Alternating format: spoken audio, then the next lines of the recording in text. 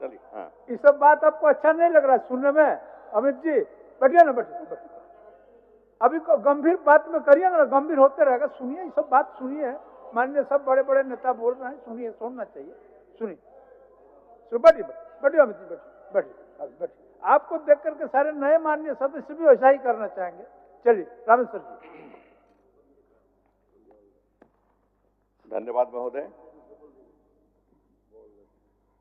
मैं सरकार को, सरकार के वित्त मंत्री को और वित्त विभाग को बधाई देना चाहता हूं, धन्यवाद देना चाहता हूं कि उन्होंने कड़ी मेहनत के बाद अच्छा बजट बनाया है। मैं इसे समर्थन में बोलूंगा। महोदय, 2-3 पार्ट में बोलूंगा, ज्यादा समय नहीं लूंगा, लेकिन 2-3 पार्ट रखूंगा। पहला तो ये है कि मुख्य बिंदु क्या है, विशेषताएं क्या है इस बजट की, इसका थोड़ा सा चर्चा करूंगा। विशेषताएं हैं कि झारखंड के विकास में निजी भागीदारी को सुनिश्चित करने के लिए पीपीपी शेयर एवं सीएसआर शेयर को क्रियाशील करने का प्रस्ताव इस बजट में दिया गया। ये पहली बार हो रहा है सीएसआर का पैसा जहां तहां बंटता था। इस राज्य में, दूसरे राज्य में भी हम जानते हैं कि दूसरे राज्य में भी भेज दिया जाता था। यहाँ जो पैसा मिलता है, यहाँ जो कंपनियां काम करती हैं और सीएसआर के पैसा देते हैं तो बाहर के राज्य भेज दिया जाता था। वो नहीं होगा। एक सेल बनेगा और सीएसआर का पैसा यहां रहेगा और उससे विकास के कार्य होंगे। ये मैं मानता हूं। कैसे होंगे, बाबूलाल जी कह रहे थे, तो एक तरीका तो है ये कि सीएसआर के पैसे को भी गिनती करें हम अपने रेवेन्यू कलेक्शन में और फिर इसको खर्च करें। दूसरा है महोदय, सरकार कंटिन्यूटी में चलती थे। राज सिन्हा जी बोले थे ना, राज सिन्हा जी बोले थे 3-4 दिन पहले कि सरकार कंटिन्यूटी में चलती है। एकदम सही बोले थे। पॉलिटिकल साइंस का सिद्धांत है ये, गवर्नमेंट रन इन कंटिन्यूटी। उसी तरह सरकार जो एक पिछले वित्तीय वर्ष में एक लक्ष्य रखा गया था कि 2029-30 तक मौजूदा मूल्य पर राज्य की घरेलू सकल आय को 10 ट्रिलियन करने का लक्ष्य, इसको बरकरार रखा है। इस बजट भाषण की विशेषता इसको मानूंगा मैं। तीसरी विशेषता इसमें है कि राज्य में पर्यटन के विकास की असीम संभावनाएं हैं। पर्यटन में रोजगार की असीम संभावनाएं रहती हैं। पर्यटन के विकास के द्वारा राज्य के लोगों को रोजगार में आय के नए अवसर के साथ साथ राज्य को अतिरिक्त राजस्व प्राप्त होगा। पहले स्थिति अच्छी नहीं थी लॉ एंड ऑर्डर की। हम पुलिस में रहे, हम जानते थे, रोज पटाखा फूटता था इस जंगल में उस जंगल में। आज स्थिति सुधरी है। ये सबको मानना चाहिए, ईमानदारी से मानना चाहिए। मैंने देखा है खराब दिन तो याद कर रहा हूं, आज बढ़िया दिन आया है तो उसको भी याद करने की जरूरत है। और पर्यटन को सब मिलकर के, लेफ्ट राइट की बात नहीं है, सब मिलकर के हम लोग को बढ़ावा देना चाहिए ताकि रेवेन्यू कलेक्शन, रेवेन्यू हमारा आगे बढ़े। और भी है विशेषताएं महोदय, लेकिन ज्यादा नहीं पढ़ूंगा। अभी बात हो रही थी बजट में राजनीति। महोदय, कोई सरकार बजट लाती है उससे राजनीति साधती है। बजट क्या है? अर्थनीति का, अर्थनीति इकोनॉमिक पॉलिसी का भाग है। जो हमारी अर्थनीति होगी उसको हम बजट में सालाना रेवेन्यू और एक्सपेंडिचर के लेखा जोखा के मार्फत में रखते हैं। उदाहरण देंगे हम। दिल्ली का इलेक्शन हुआ, उसके पहले केंद्र सरकार का बजट हुआ। मैं खाली अर्थनीति और राजनीति उसके बारे में बोल रहा, किसी पर कटाच नहीं। उसमें बजट में पढ़ा गया कि 12 लाख सालाना आय वाले को इनकम टैक्स नहीं देना पड़ेगा, इनकम टैक्स नील हो जाएगा। दिल्ली के एक अंग्रेजी पत्रकार ने मुझे फोन किया कि इसमें क्या प्रतिक्रिया है, क्या विचार है। हमने कहा आप बोलिए पहले क्या प्रतिक्रिया है। बोला पहले आप राजनीति में, हैं, आप बताइए क्या इसमें होगा। हमने कहा महोदय कि केंद्र सरकार की पार्टी बीजेपी आगे बढ़ जाएगी, आप नीचे जाएगा। इसलिए कि दिल्ली में 67% मिडिल क्लास के लोग रहते हैं। इस प्रावधान से, इस बजट की इस अर्थनीति से राजनीति हो गई तो होता है। हमको इस बात को समझना होगा कि बजट अर्थनीति है और अर्थनीति प्रभावित करती है राजनीति। अपनी पार्टी का भी बोलेंगे हम, मैया सम्मान योजना, जहां जाते थे बोलते थे आप तो पॉलिटिक्स कर रहे हैं। हम बोलते थे कि हम पॉलिटिक्स में हैं तो पॉलिटिक्स नहीं करेंगे तो क्या करेंगे, गुल्ली डंडा खेलेंगे। हम पॉलिटिक्स कर रहे हैं, क्या हमारा अधिकार है। लेकिन मैया सम्मान योजना का समझो क्या है। आज इनकम इनइक्वलिटी है, कैसे सुधारेंगे। थोड़ा सा भी जानकारी रहेगी विषय की तो मानेंगे कि रुपये का इनकम को डिस्ट्रीब्यूट किया जाए, जो सरकार के पास रेवेन्यू है उसको डिस्ट्रीब्यूट किया जाए गरीबों के पक्ष में, तो इनकम में कुछ समानता आएगी। और चर्चा थी, लोग बोलते थे महोदय कि सरकार अच्छी है। हम बोलते क्यों तो बोलता है कि पेट भी भरी और पॉकेटों भर रही है। पेट भी भरी, पॉकेट भी भर रही है। हाँ बोलिए, ठीक है ना। कहा तो रुक जाइए हम, वैसा नहीं है। हाँ, तो हाँ, पेट भरे पॉकेट भी भर रहे हैं। ये साधारण घटना नहीं है। जिस परिवार के पास 100-150 रुपये भी नहीं हुआ करते थे महीना भर में, जानते हैं सब परिवार को, उस परिवार में आज के दिन में अगर 2 बेटियां हैं और 1 पतो है तो 2.5 गुने 3 कितना हो गया, 7.5। माई को मिलबे करेगा 1000 रुपया, पिताजी भी अगर 60 साल के तो उनको भी मिलेगा। कहने का मतलब है 6000, 7000, 8000 हर परिवार को पैसा जा रहा है। ये बेहतरी है, इनकम डिस्ट्रीब्यूशन का बढ़िया साधन है। गरीब लोगों को ऊंचा उठाने का बेहतर प्रयास है ये, इसको मानना चाहिए बिना राजनीति किए हुए। मिलेगा वो देखिए, इम्प्लीमेंटेशन अलग चीज है, इम्प्लीमेंटेशन अलग चीज है, पॉलिसी अलग चीज है। पॉलिसी चीज अलग है, वो तो हम नहीं कहेंगे, हम किसी खिलाफ बोलने वाले आदमी है नहीं, इसलिए नहीं बोलेंगे हम। लेकिन हम भी बोल सकते हैं कि बोला कुछ किया कुछ नहीं किया, वो सब नहीं बोलेंगे। क्या कि हमारी आदत है दीदी कि हम किसी के खिलाफ नहीं बोलते, अपना बात रखते हैं। ये है महोदय, बड़ा रोल रहा इसका, बहुत रोल रहा मैया सम्मान का। वोट मिला पार्टी इन पावर को निश्चित रूप से, लेकिन पॉलिटिक्स से ज्यादा इकोनॉमिक्स था इसमें। इनकम डिस्ट्रीब्यूशन का प्रयास था और सफल प्रयास था, ये मैं बताना चाहता हूं। दूसरा बार महोदय, अर्थनीति इस माने में बजट कैसे बनाया जाता है, कैसे बनेगा, आकार क्या होगा, इसको जानना चाहिए हम लोग को। कहेंगे 1.5 लाख करोड़ क्यों हुआ, 1.5 करोड़ क्यों नहीं हुआ। ये निर्भर करता है स्टेजेज ऑफ इकोनॉमिक ग्रोथ पर, किस तरह का इकोनॉमी है, किस तरह का इकोनॉमिक ग्रोथ है, उस पर निर्भर करता है। अर्थशास्त्रियों के अनुसार महोदय स्टेजेज में 5 स्टेजेज हैं इकोनॉमिक ग्रोथ के।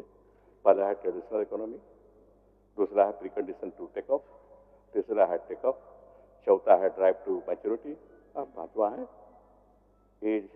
As of mass consumption. Mass consumption America में है, यहाँ हम लोग पास नहीं होगा, हम लोग टेक ऑफ में हैं। तो टेक ऑफ में धीरे धीरे एक ही जहाज बनारस नहीं पहुंच जाते, जहाज में उड़ते हैं तो घंटा भर के बाद बोलता है कैप्टन कि हम बनारस पहुंच गए, तो समय लगेगा, हम उड़ान भर रहे हैं, समय लगेगा इसमें, तो आकार भी उसी अनुसार होता है। फिर महोदय थोड़ा सा बताना चाहूंगा, जो 31 हमारे साथी आए हैं, नए साथी, उनको बजट कैसे बनता है, आकार कैसे निर्धारित होता है, कैसे प्रायोरिटी दी जाती है, इसके बारे में इनको थोड़ा सा बताना चाहते हैं। ज्ञान देना नहीं चाहते हैं, लेकिन बताना चाहते हैं। महोदय अब बजट में विभिन्न विभागों को कैसे किस तरह से बांटा जाता है पैसा, ताकि समुचित और बैलेंस ग्रोथ हो सके। तो इकोनॉमी के 4 सेक्टर्स होते हैं, हर सेक्टर में बांटा जाता है। इकोनॉमी के सेक्टर हो गए प्राइमरी, सेकेंडरी, टेरिशरी, और नया जुटा है, हमारे मित्र नहीं है, चले गए सजूरा जी, क्वार्टरनरी। एक प्राइमरी, सेकेंडरी, टेरिशरी सभी जानते हैं, लगभग सब जानते हैं। क्वार्टरनरी का मतलब है knowledge sector, technology, medical college वगैरह जितने हैं, मेडिकल कॉलेज है, इंजीनियरिंग कॉलेज बन रहे हैं, ये सब क्वार्टरनरी के अंदर आएंगे। रिसर्च जितने हो रहे हैं, रिसर्च एंड डेवलपमेंट क्वार्टरनरी के अंदर आएंगे। ये चारों सेक्टर में पैसे बांटे जाएंगे।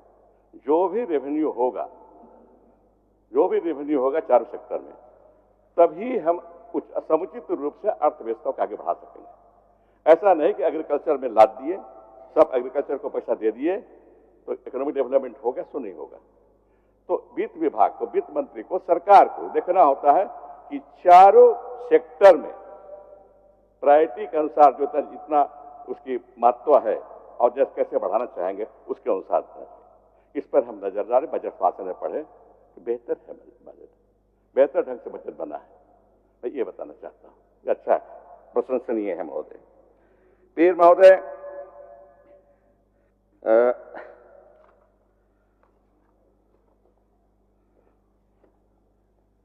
एक ये भी महोदय, बेसिक मुद्दा ये तो बता दी, बेसिक मुद्दा क्या है? बेसिक मुद्दा जहां का तहां है झारखंड का। मैं झारखंड गठन का गवाह हूं। बाबूलाल जी बाद में आए, खूब मुलाकात होती थी इनसे हमसे, लेकिन बाद में मैं तो जब गठन हुआ था, छोटा सा था बच्चा, 7-8 साल का, जब स्टेट रीऑर्गेनाइजेशन आयोग का गठन हुआ था, तब से जान रहा हूं, ज्यादा नहीं बोलूंगा, इस पर लिख रहा हूं मैं, इससे ज्यादा भी नहीं बोलूंगा। तब से मैं गवाह हूं। जयपाल सिंह से मिला था जब मैट्रिक पास किया था, उस समय मिला था मैं, ये होरू से मिलता था, बागुन दादा तो जब एसपी था चावल साहब, वहां मुलाकात होती है, बात होती है उन लोगों से, गुरु जी मिलते थे सबसे। तो झारखंड कैसे बना है हम इस पर लिख रहे हैं। इसमें राजनीति करने की बहुत जरूरत नहीं है, सबका योगदान है, सबका योगदान। ऐसा नहीं कि बीजेपी के प्रधानमंत्री, आदरणीय प्रधानमंत्री का ही योगदान है अकेला, ऐसा नहीं है। ये रामायण नहीं है, रामचरितमानस नहीं है कि तुलसीदास लिख के बैठ करके लिख दिए, ऐसा नहीं हुआ। ये आदिवासी महासभा और उसके पहले भी उन्नति समाज, छोटा नागपुर उन्नति समाज, खेबले उरांव का ऑर्गेनाइजेशन, उसके बाद महासभा, आदिवासी महासभा, झारखंड पार्टी, ये सब का योगदान है, सबका योगदान है। और बीजेपी का भी योगदान है। वनांचल की मांग अपनी की थी, कैसे नहीं, योगदान है। आजसू का भी योगदान है, लेकिन ये हम लोग को इस क्रेडिट देने में नहीं लगे रहे, इसको बनाने में, संभालने में रह रहे हैं। हमको याद है 60 के दशक में, 63 में तो मिल गए पार्टी कांग्रेस में, लेकिन उसके पहले श्री बागे, लेट बागे, इसके बागे अपोजिशन के नेता थे, लीडर ऑफ अपोजिशन बिहार विधानसभा में होते थे। उनका एक स्टेटमेंट आया था, छोटा ही था, मेरे ख्याल से मैं 9वां 10वां पढ़ता हूँ, अखबार पढ़ने की आदत थी मुझे, पढ़ा था यहाँ की दुर्दशा के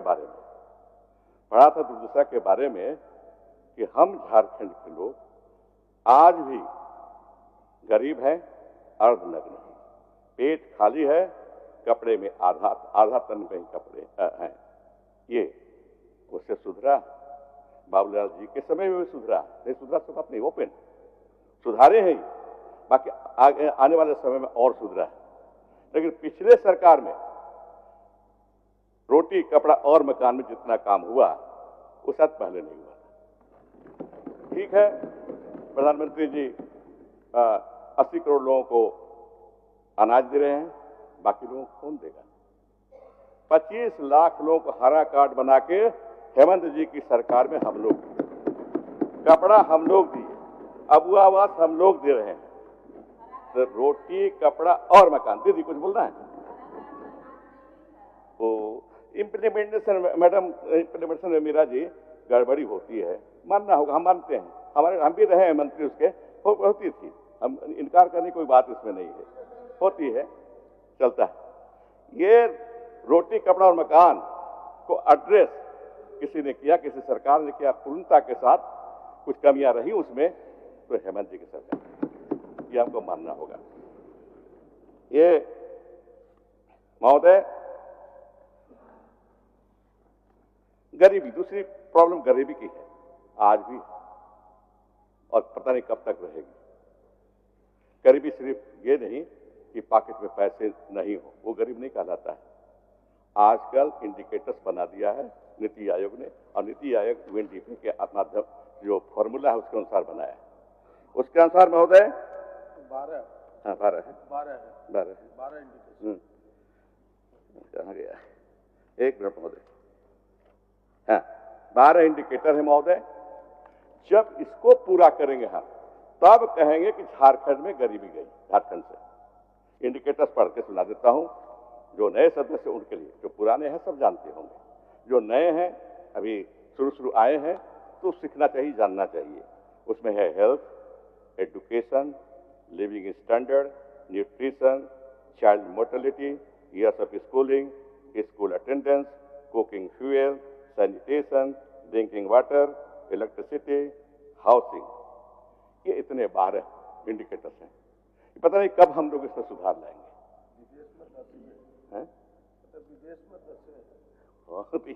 यहाँ तो हाउसिंग का प्रॉब्लम है ना, यहाँ तो वहाँ से सब घर है, वहाँ तो विदेश में कह रहे हैं कि वहाँ 10 है, हमके वहाँ 10 नहीं 8-9 हो सकता है। वहाँ हाउसिंग का प्रॉब्लम किसी वही नहीं है, कहाँ झोपड़ी मिलेगा? सबका घर है, खपड़ा का मकान कहाँ मिलेगा? वहाँ नहीं मिलेगा। तो यहाँ 12 इंडिकेटर्स है। अब पॉवर्टी सबसे बड़ी बीमारी है झारखंड की। हमसे पूछा जाए कि सबसे बड़ी बीमारी क्या है, तो मैं नहीं कहूंगा कि मलेरिया है, कैंसर है, वो तो इंडिविजुअल को होता है। सबसे बड़ी बीमारी तो है गरीबी, पॉवर्टी, और उसको नापने का तरीका MPI, multi dimensional poverty of index, इसके द्वारा मापा जाएंगे। तो हम उम्मीद करें सब मिलकर चले। बड़ी अच्छी बात है कि बाबूलाल जी ने कहा कि अच्छे काम में हम सहयोग करेंगे, ऐसा ही होना चाहिए। अब बदलाव आया है सर, देखिए 5 साल तक हम ही पढ़ते थे वहां बैठ करके बजट, ये सब भाग जाते थे। आप पहला दफे कल हुआ कि बैठे रहे, तो बदलाव है, ये सकारात्मक बदलाव।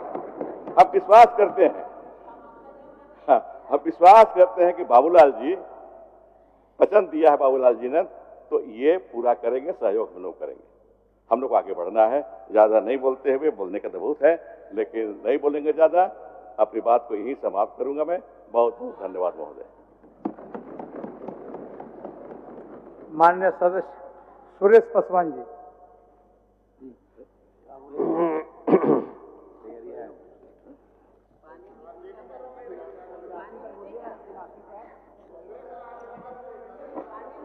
अध्यक्ष महोदय, 1 मिनट सुरेश जी, बोलने के बाद लेने दिए ना, आधा सेकंड खाली बताइए।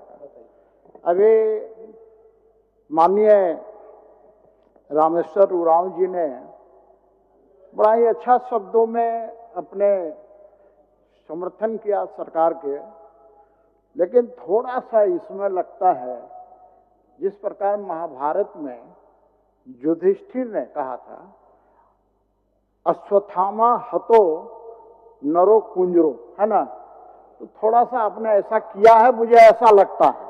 चलिए थोड़ा लगने दीजिए इनको, थोड़ा लगने दीजिए, थोड़ा लगता है। स्पष्ट कर दे अपने बारे में। मेरे छोटे भाई, छोटे हैं उम्र में, एक जगह घर है हम लोग का। मैंने ठान लिया अपने जीवन में बचपन से, मैं भीष्म पिता मैं नहीं बनूंगा, मैं विदुर बनूंगा। विदुर जानते हैं ना, भीष्म पिता दोनों को जानते हैं? उतना नहीं जानते हो आप, जितना सोच रहे हो। मैं विदुर बनूंगा, सच को सच कहूंगा। चलिए जितना आप सोचते हैं उतना विचार करें। चलिए सूरज जी। अध्यक्ष महोदय, बजट के पक्ष में बोलने के लिए खड़ा